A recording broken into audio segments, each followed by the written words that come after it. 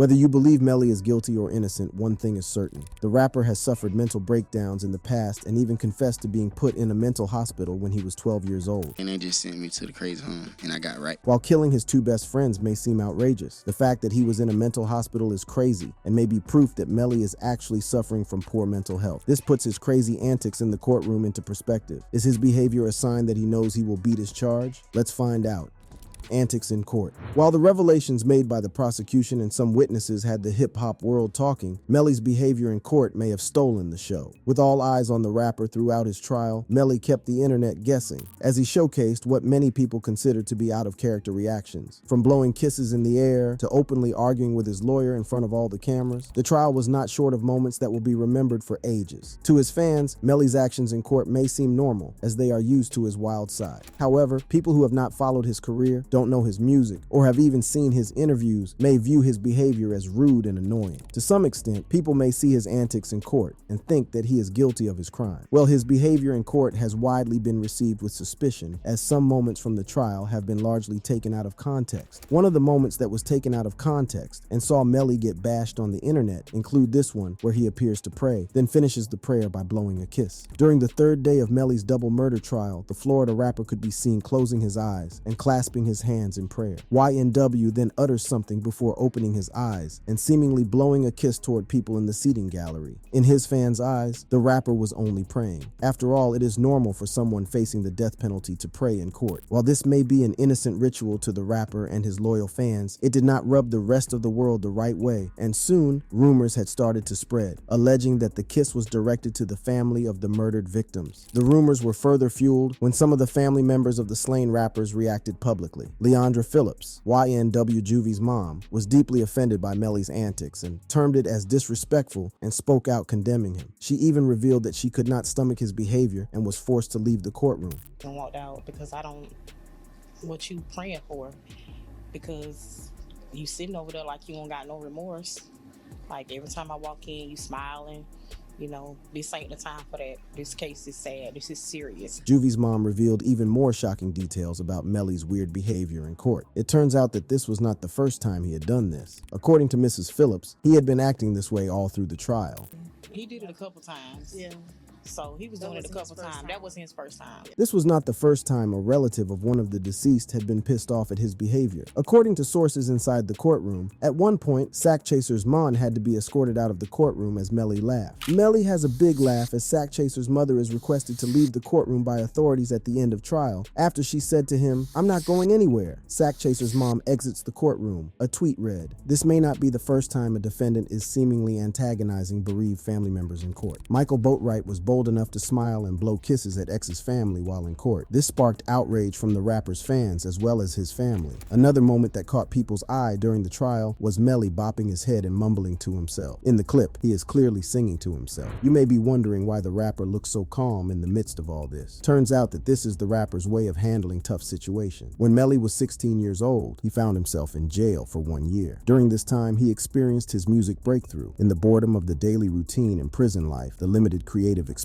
and the loneliness of being away from friends and family, he began taking his songwriting seriously. While on an interview, he recalled how he wrote his breakout single "Murder on My Mind." According to him, he beat his fist against his chest to tap out a beat as he sang and wrote the full song in his cell. "I remembered it, kept going over it in my head. I sang it every day," the rapper said. It seems as though music was his therapy while in jail. The song had become so popular among his fellow inmates that some even gave him Rice Krispie treats in exchange for live performances of the song. Therefore, it is not a surprise to see the rapper bopping his head and seemingly writing down lyrics as he faces the toughest period of his life. Another bizarre moment during the trial was when the rapper got visibly angry at his attorney, Mrs. Raven Liberty. In the clip, the rapper clearly looked pissed off at something and brought it up with his lawyer. Luckily, Mrs. Liberty was calm and did not fuel people's speculation on what may have caused the outburst. Melly's lawyer also trended on social media for something that people found rather odd about her. During the proceedings in court, she tried to talk to Melly away from the watchful eye of the cameras by by covering their mouths with her notebook. Shockingly, her notebook read evil plans and stuff on the outside. Netizens found it strange coming from the attorney of a man charged with first-degree murder. That was not the only reason the two found themselves trending on social media. The two seemed to have a special bond. While it is normal for attorneys to have close relationships with their clients, netizens thought that there was more than met the eye, especially from their coziness. Netizens also dug up her past and uncovered her mugshot, which started circulating on the internet. It turns out that she has been on the wrong side of the law at one time in her life. She was arrested and booked into Miami jail for battery in 2022, but the charges were eventually dropped. According to sources, Mrs. Liberty had to pay a $1,500 fine. The 48-year-old attorney has handled high-profile cases before, with her most notable client being rapper Kodak Black. She represented Kodak back in 2016 when he had a first-degree criminal sexual conduct case against him. The coziness exhibited by Melly and his lawyer were not the only thing that some people found disturbing. Throughout most of the trial, the rapper has been in a good mood. A good example is this moment between him and a member of his defense team. The man shows Melly something on his phone, and the two laugh it off. According to some people on the internet, Melly seems not to care that his two best friends were killed in cold blood. In fact, from evidence presented in court, the prosecution tried to prove that the news of Sack Chaser and Juvie's death had not affected him. The video footage shown in court showed that the afternoon of the day that the murders were committed, Melly went to shoot a music video where he and YNW Bortland were seen in good spirits. Why were the two in such good spirits after the deaths of his best friends had occurred barely some hours earlier? Despite such evidence, the rapper's defense team insists that Melly is innocent since the prosecution has not yet proved that he had a clear motive. According to his attorney, it seemed unlikely that Melly would just wake up one day and decide to kill his two closest friends.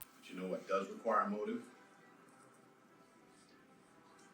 A young man to wake up one day and decide that he's going to kill two of his best friends.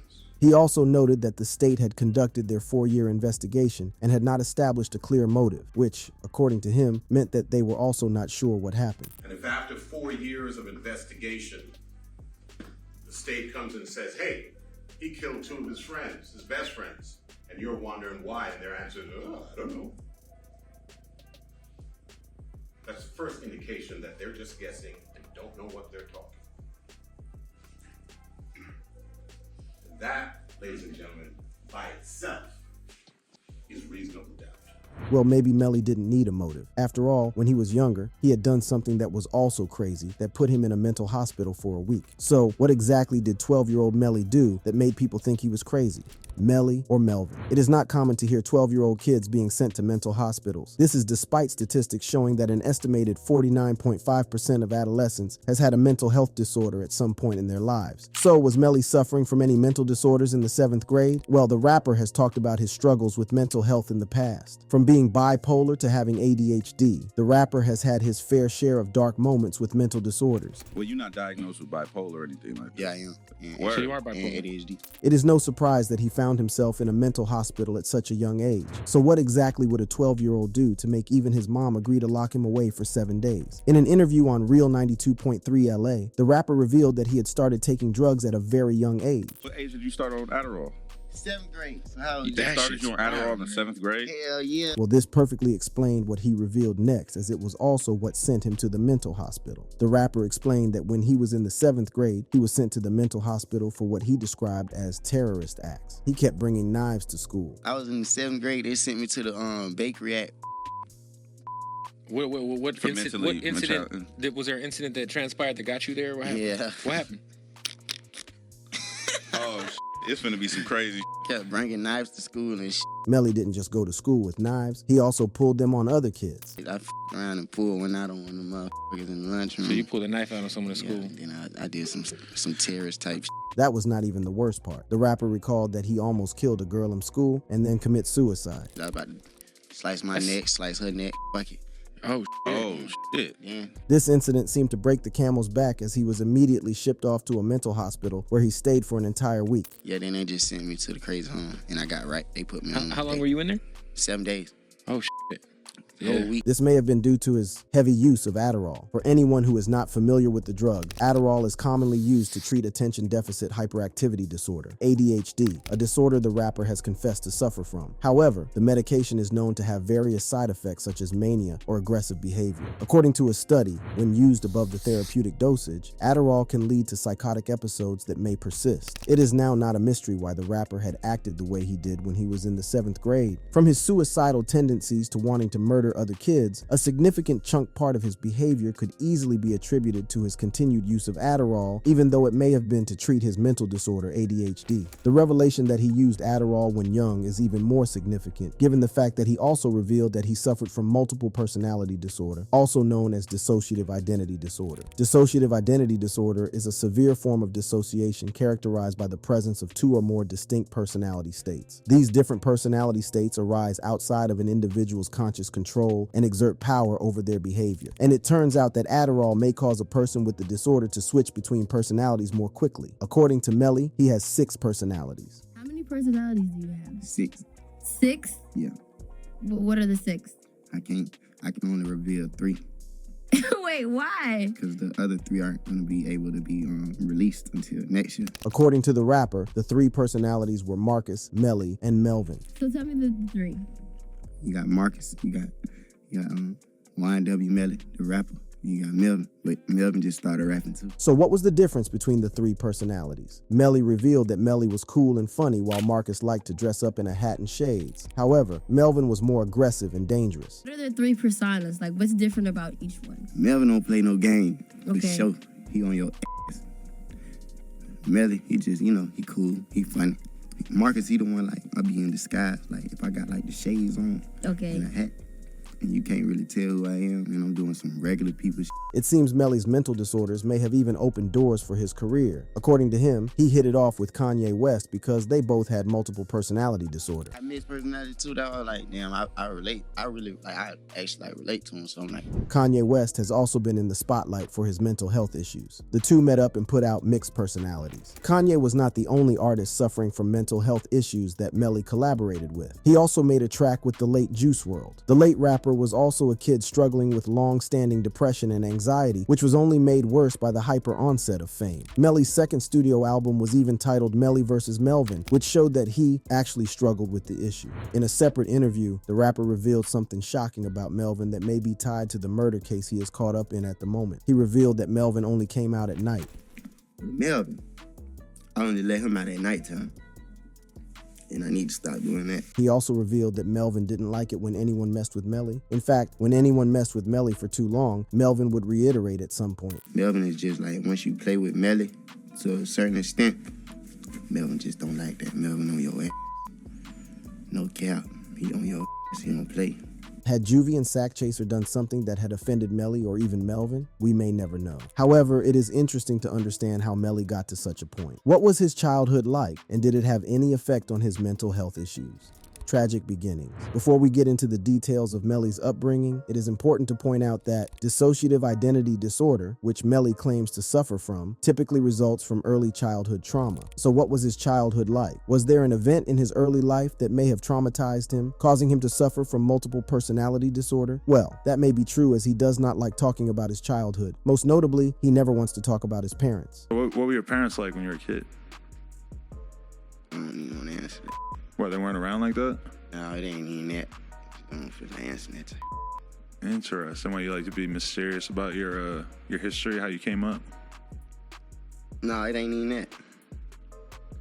Interesting. Jamel Maurice Demons, alias YNW Melly, was born on May 1st, 1999. Melly grew up in Gifford, Florida, and was raised by his single mother, Jamie Demons King. Mrs. King revealed that she had Melly when she was only 14 years old. She was forced to move to the poorer part of Gifford with her son. Life was tough as she struggled to pay for housing and basic necessities. Gifford is well known as one of the poorest communities in Florida, with about 19.6% of families and 23.4% of the population being below the poverty line. In fact, fact, in 2023, it was termed the poorest town in Florida, with the local poverty rate in the town standing at 48.6%. Growing up in Gifford was not at all easy for Melly. He grew up in an environment that was riddled with crime. The crime rate in Gifford is higher than the national average for both violent crime and property crime. Violent crime in Gifford is 26.3 compared to the U.S. average of 22.7, while property crime in Gifford is 48 compared to the U.S. average of 35.4. In short, the Gifford small community of less than 6,000 people is not the safest place to raise a child. What about his father? Well, it was widely known that even Melly didn't know anything about his father growing up. However, when he was arrested for the murder of YNW Juvie and YNW Sack Chaser, a man came forward claiming to be his dad. Rapper Dante "The Gift" Taylor claimed that he was Melly's biological father and even had paternity test results as proof. He also claimed that Melly's mother did not give him the chance to play his role as a father. It turns out that Dante and Melly's mother grew up in Elyria, Ohio. However, when Mrs. King got pregnant, her mother moved her to Florida, making it difficult for Dante to see his son. To show support for his son, Dante released a song titled "Melly on Mind." However, the song was not well received as most people, including Melly's mother, accused him of clout chasing. So the combination of growing up in a rough neighborhood and without a father figure may have contributed to Melly's early indulgence in crime. When he was 9 years old, he was already carrying a gun to school. Apparently, Melly had an uncle who did crack in front of him. When he was in the 4th grade, he was occasionally left in his uncle's house where he found a gun. He took the gun and fired it, leaving him partially deaf for a week. Despite this, the gun sparked an interest in young Melly that he decided to carry it everywhere he went, even to school. Melly would soon start getting himself into mischief from a young age. In one of his earliest memories of mischief, Melly narrated how they set the whole woods in front of their house on fire. This would end with fire trucks having to pull up to put out the flames. He would soon turn to stealing. His first heist involved stealing a burger from a local restaurant. He carried on with this habit into his teens, where he made a living by stealing iPhones from school and selling them on the street. My job was stealing everybody's iPhone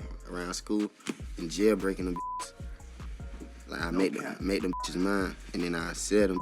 His schemes would become even more creative as he would make even more money by finessing his clients. I get a locked iPhone.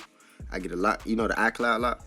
I steal the phone, iCloud lock it, sell it to your lock. Then you gotta give me the phone back, because you're gonna think I'm unlock it for you, then I'm gonna drive off. Eventually, Melly was kicked out of school. This was the first time, and definitely not the last, that he would make news headlines. Another follow-up, a teenager has been arrested in Vero Beach after he fired shots near Vero Beach High School. At 15 years old, Melly was already getting into trouble with the law. The rapper was charged with 3 counts of aggravated assault with a deadly weapon and 1 count of discharging a firearm in public. He allegedly fired a gun toward 3 other students near their high school. As he grew older, his rap sheet continued getting worse. In 2018, the Florida Highway Patrol filed 3 charges against him. These included possession of marijuana, possession of weapon or ammunition by a convicted felon, and possession of drug paraphernalia. Fellow rapper Cortland Henry, aka YNW Bortland, was arrested here too. This would not be the last time the 2 rappers would be arrested together. The rapper was again arrested on January 3rd, 2019 in Fort Myers for possession of marijuana. And on February 12th, 2019, shocking news spread around the country as the rapper turned himself in. 2 men are in jail this morning, including an up-and-coming Florida rapper. Both men are charged in a double murder. Police are saying the 2 staged a crime scene to make it look like a drive-by shooting. The police statement read, Jamel Demons, aka YNW Melly, and Cortland Henry have been arrested and charged with 2 counts of first-degree murder. The victims, Anthony Williams and Christopher Thomas Jr., were killed on October 26, 2018. The investigation, supported by forensic evidence, has concluded that Demons shot and killed Williams and Thomas Jr., and that Demons and Henry staged the crime scene to resemble a drive-by shooting. The rapper's trouble did not stop there, as he found himself named as a suspect in the shooting death of Deputy Gary Chambliss a couple weeks after being arrested on the double murder charge. According to a witness, Demon and Bortland were standing with a group of men who threw a bottle at a passing car. An occupant in the vehicle fired a weapon at the group, and one of the rappers allegedly returned fire. The law enforcement officer, who was standing 170 yards away, was hit by the stray bullet and later died. Melly's life trajectory clearly had many ups and downs, from putting out records with the biggest artists in the game to living a crime-ridden life. While many may blame his misfortunes on his mental health issues, it is surprising why the prosecution, as well as his defense, did not bring this up throughout his trial. Both sides have pretty good reasons for not bringing up his mental health issues during the trial,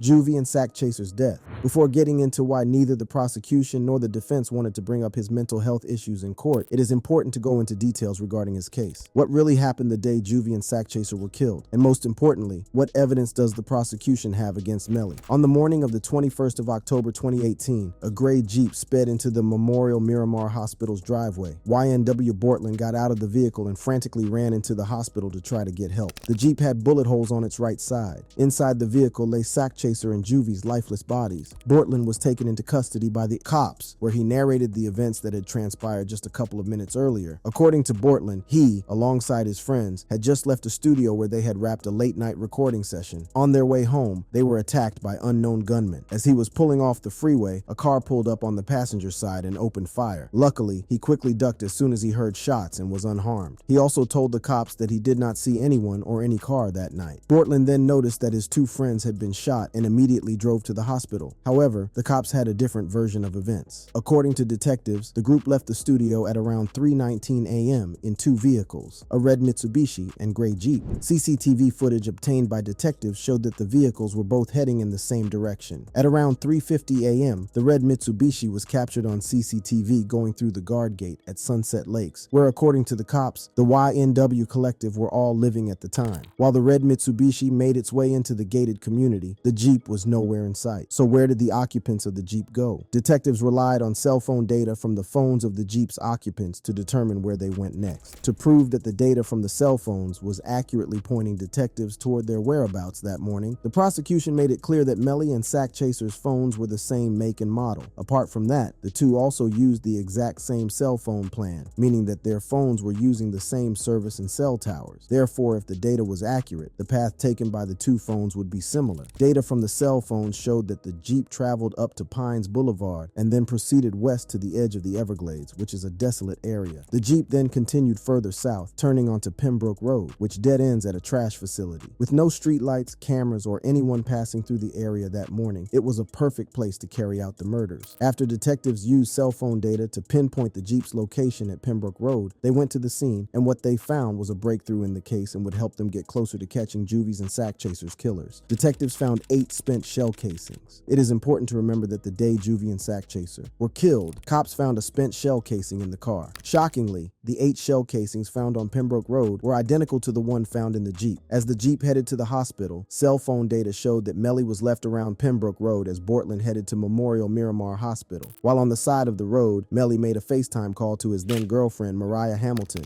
According to the prosecution, Mariah screamed while on the call, waking up her mother, who was in the house with her. Mariah's mom went to check on her daughter and confirmed seeing Melly on the call. After getting off the FaceTime call, the rapper then sent a pin location at 4:42 a.m. to Frederick Givens, popularly known as Fredo Bang, a rapper from Louisiana who came to pick him up. Apart from reconstructing that day's events, it is important to look at some of the key pieces of evidence that was presented by various people outside of court that may somehow implicate Melly's alternate persona, Melvin, in the death of Juvie and Sack Chaser. One of the people who strongly believe that Melly was responsible for the murders is Juvie's dad. According to him, he knew from the very first day that he talked to Melly and Bortland that they had something to do with the murders. From the day one, I believe that Melly was responsible for my son's death on October 26th. When Juvie's dad talked to them on FaceTime, he noticed something shocking. His explanation, when I finally talked to him in Portland on FaceTime, their response and how they was reacting, they showed no remorse. They didn't act like they was grieving, like they lost a best friend or nothing. They was, in my opinion, they was in the best spirits. Sack Chaser's mom shared the same feeling in a deposition. According to her, Melly's and Bortland's response to her son's death was not what she expected. So I'm like, they've got to know something because they're not acting right. They're acting strange. Shockingly, Melly did not even attend any of his best friend's funerals. He went to Brevard to shoot a music video passing Sack's mom's home without going to check up on her.